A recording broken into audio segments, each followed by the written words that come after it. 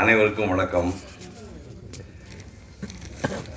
தமிழ்நாட்டில் ப்ரஷ் பிடிச்சி வாழ்நாள் முழுக்க நான் வரைஞ்சி தான் தீர்வேன்னு 97 வயசு வரைக்கும் வாழ்ந்துட்டு ஒரு மகத்தான மனிதனை பாராட்டுவதில் நான் பெருமைப்படுகிறேன். நான் ஒரு நல்ல ஓவியம்தான். ஏன்னா எங்கள் ஷியாம் வந்திருக்காங்க, மன்னியம் செல்வன்லாம் வந்திருக்காங்க.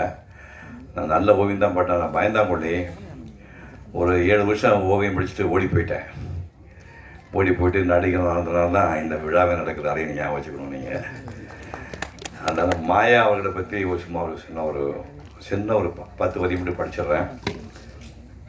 1927 திருநெல்வேலியில் பிறந்தவர். இப்போ அவருக்கு 97 வயசு ஆகுது. என்னென்னா 3 வருஷம் தான் 100 தொடருக்கு. 100 தொற்றுவார், பயப்பட வேண்டிய அவசியம் இல்லை. சொந்த பெயர் மகாதேவன். பிரிட்டிஷ் அரசாங்கத்தில் அப்பா சர்வேராக வேலை பார்த்ததுனால அடிக்கடி ஊர் மாற்றிட்டே இருந்திருக்காங்க. அதனால் சென்னை, செங்கல்பட்டு, காஞ்சிபுரம்னு பல ஊருக்கு மாறும்போது ஸ்கூலு மாறி பல ஸ்கூலில் அவர் படிக்க வேண்டிய வந்துச்சு. சின்ன வயசுலேயே படம் வரையில் அவருக்கு ஆர்வம் வந்துருக்குது. இந்த சினிமா போஸ்டர் படங்களில் பிரிண்ட் செய்யறதுக்கு மெட்டல் என்கிரேவிங்னு ஒரு சிஸ்டம் உண்டு. அது அந்த என்கிரேவிங் பண்ணுறதை இவருடைய பார்த்து ஓவியம் வரையில் அவருக்கு ஆர்வம் வந்துச்சாமா. பள்ளிக்கூடத்தில் ஸ்டூடெண்ட்ஸும் வாத்தியார்களும் இந்த மாதிரி ரெக்கார்டு நோட்டில் இந்த படம் போடணும்னா ரொம்ப கஷ்டம். இப்போ முதுகுத்தண்டு படமெல்லாம் ஈஸியாக வரைய முடியாது. இவருக்கு அந்த மாதிரி நிறைய பேருக்கு படம் வரைஞ்சி கொடுத்து காலனா அரையனா சாக்லேட்டு மாதிரி அந்த கால சாக்லேட் ஏது வேற பப்பரம் விட்டு வாங்கி கொடுத்துருப்பாங்க போடுறதுக்கு. நான் அதே மாதிரி முதுகுத்தண்டு என் கிளாஸ்மேட்ஸ்க்கெல்லாம் வரைஞ்சி கொடுத்து நான் அந்த மாதிரிலாம் பொருளாக வாங்கியிருக்கேன். அந்த மாதிரி ஸ்கூலில் இவர் பண்ணியிருக்காரு. எஸ்எஸ்எல்சி தேர்வில் இவர் அவுட்டு, நான் தாண்டி வந்துட்டேன். அதனால் மெட்ராஸ் 7 ஆண்டு ஓவியம் படித்தேன். தோல்வி அடைஞ்சதுனால தான் பிக்சர் போஸ்ட்னு ஒரு சினிமா பத்திரிக்கையில் இவருக்கு வாய்ப்பு கிடைக்குது. அதுக்கப்புறம் வீக்லி மேகசின் போய் ஆனந்தபுரம் குமுதத்தில் பல ஆண்டுகள் ஓவியராக பணியாற்றார்.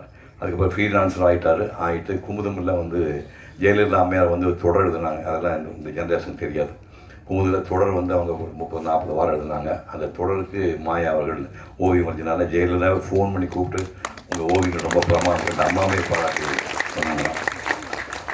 ஒரு கட்டத்தில் கிளைமாக்ஸ் அவருக்கு இப்படியே உத்து பார்த்து படம் வந்தீங்கன்னா இன்னும் 6 மாதத்துக்குள்ளே டோட்டலாக பிளைண்ட் ஆகிட போகிறீங்க, ஒரு கண் பார்வை போயிட போகுதுன்னு சொன்ன உடனே வீட்டில் உள்ளவங்க 4 பொண்ணுங்க ஒரு பையன் மருமக்கு பேரம்பேத்தி அழுகிறாங்க. இனிமேல் படமாக வரையா, நீ உயிரோடு இருந்தால் போதும் படம் வரையான்னு சொல்லிட்டு 10 ஆண்டுகள் கையை கட்டி போட்டாங்க. அதுக்கப்புறம் 10 ஆண்டுகள் எல்லா பத்திரிக்கையும் தவறு கொடுத்து நான் ஓவியம் வரைய முடியாமல் மன்னிச்சுங்கன்னு சொல்லி அதுக்கப்புறமா சும்மா இருக்கல 72 வயசில் பழையபடி மாயா வெட்டிங் கார்டு டிசைன் பண்ணுற வேலையை ஆரம்பித்தார். 10 வருஷம் வெயிட் பண்ணி இப்போ மாயா வெட்டிங் கார்டு டிசைன் ஓப்பன் பண்ணிங்கன்னா அது படமெல்லாம் வரும். அது என்ன பண்ணுறாருன்னா பொண்ணு கல்யாணத்துக்கு பல்லக்கில் வர்ற மாதிரி படம் வரைவார். அதுக்கப்புறம் மாப்பிள்ளை குதிரையில் வர்ற மாதிரி வரைவார். குதிரையில் வர்ற மாப்பிள்ளை பல்லக்கில் பொண்ணு கீழே இறங்கி கை கொடுத்து இவ்வளோ கூட்டி போகிற மாதிரி அந்த ஒரு கல்யாணத்துக்கு என்னென்ன சடங்கு நடக்கும் அந்த சடங்குகளை பூராமே அந்த வெட்டிங் கார்டு பார்த்தாரு எல்லா படங்களையும் இவர் வாங்கி கொடுப்பார். அந்த மாதிரி பண்ணுறாரு. 2001 கொரோனா தாக்கம் அதுக்கப்புறம் பனி ஓய்வு வருது. 94 வயசு வரைக்கும் இந்த ஸ்ப்ரேயெல்லாம் யூஸ் பண்ணி நிறையா படங்கள்லாம் அதுக்கு பக்கத்தில் ஒய்ஃபை தான் ஸ்ப்ரே பண்ணுற வேலையெல்லாம் ஹெல்ப் பண்ணுவாங்களாமா. இப்போ எனக்கு எப்படி இந்த அம்மா இருக்கும் அந்த மாதிரி 94 வயசு வரைக்கும் மனைவியோடு வாழ்ந்த புண்ணியவான் கற்பனை பண்ணிப்பாங்க. 3 வருஷம் தான் அந்த அம்மா போயிருக்காங்க. இதை விட புண்ணியம் உடல் எதுவுமே கிடையாது.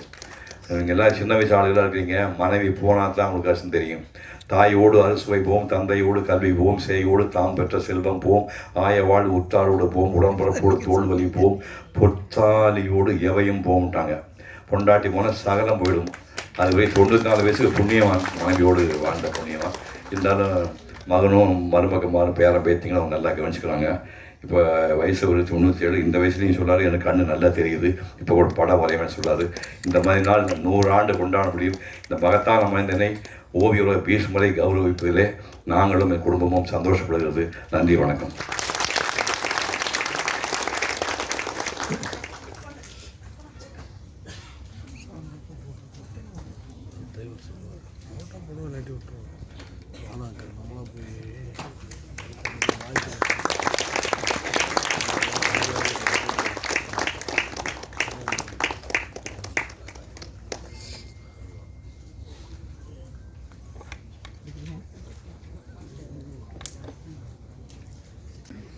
என்னுடைய பேரன் மனசில் தோணிட்டு தானே நான்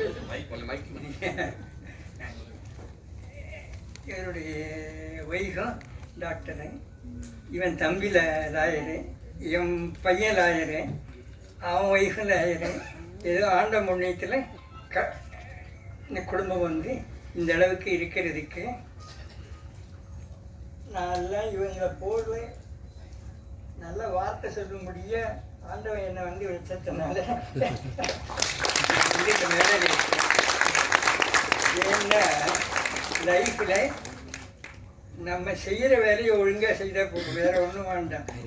எதுவும் எல்லாம் தன்னால் வரும். ஆனால் எதுக்கு ஆசைப்படாமல் இருக்கிறது தான் நம்மளுடைய வேலை. நம்ம வேலை ஒன்று தான் நமக்கு ஆண்டவன் கொடுத்த வரோம். அதை நம்ம ஒழுங்காக செய்தோம்னா எல்லாம் நல்லா கிடைக்கும். இது இவ்வளோ தூரம் நான் என் பையன் எல்லாரும் ஒரே குடும்பமாக இருக்கும். நாங்களாம் எதிர்பார்க்குறதே கிடையாது. இது ஆண்டவனாக பார்த்து நாங்கள் நல்லபடியாக நடந்துட்டு இருக்கோங்கிறதுனால கொடுத்ததுன்னு நினைக்கிறேன். நான் வணக்கம். ஒரே வழி சமூக கல்வியே என அரசியல் ஆழம் புரிந்து இளங்கலை பொலிட்டிக்கல் சயின்ஸ் படிக்கும் மாணவி ரக்ஷினி அவர்களை வாழ்த்துவதில் இம்மேடை பெருமிதம் கொள்கிறது.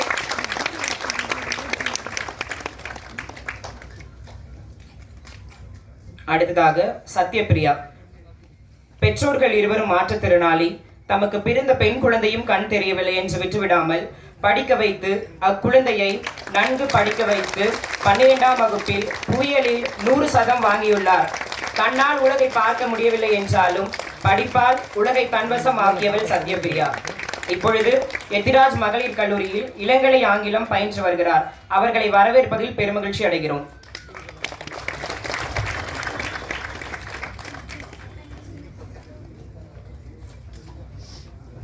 வீர சிவாஜி மயிலாடுதுறை மாவட்டம் பல்லவராயன்பேட்டை நரிக்குறவர் குடியிருப்பில் வசித்து மாநில அளவில் குத்துச்சண்டை போட்டியில் தங்கப்பதக்கம் வென்ற விளையாட்டு வீரர் வீர சிவாஜி அவர்களை மேலும் பல சாதனைகள் படைத்திட வாழ்த்துகிறோம்.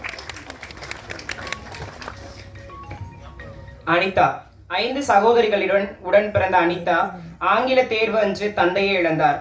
தந்தையை இழந்தாலும் தலை சாய்த்து விடாமல் 12ஆம் வகுப்பு பொதுத் தேர்வில் 514 மதிப்பெண்கள் பெற்று தற்பொழுது இளங்கலை வணிகவியல் பயின்று வருகிறார். தங்கையை கௌரவிப்பதில் இம்மேடை பெருமிதம் கொள்கிறது. அபிராமி. தந்தையோ உடனில்லை, தாயோ மாற்றுத்திறனாளி, தமையனோ துணிக்கடையில் பகுதி நேர தொழிலாளி. இன்னல்கள் பல இருந்தாலும் இறுதி மூச்சாய் கல்வி எனும் காற்றை சுவாசித்து 12ஆம் வகுப்பில் 566 மதிப்பெண் பெற்று தற்போது இளங்கலை வணிகவியல் பயிலும் மாணவி.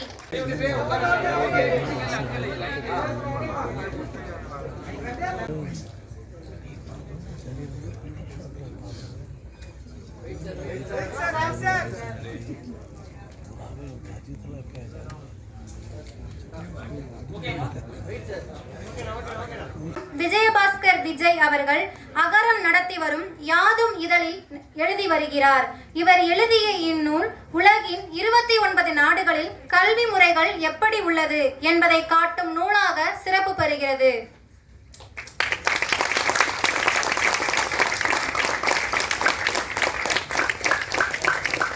கட்டுரைகள் எழுதி வரும் எழுத்தாளர். இவர் திரைத்துறையிலும் பணியாற்றி வருகிறார்.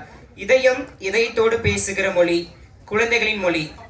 அந்த குழந்தைகளை புரிந்து கொள்ள இந்நூல் சிறந்த வழிகாட்டியாக இருக்கும்.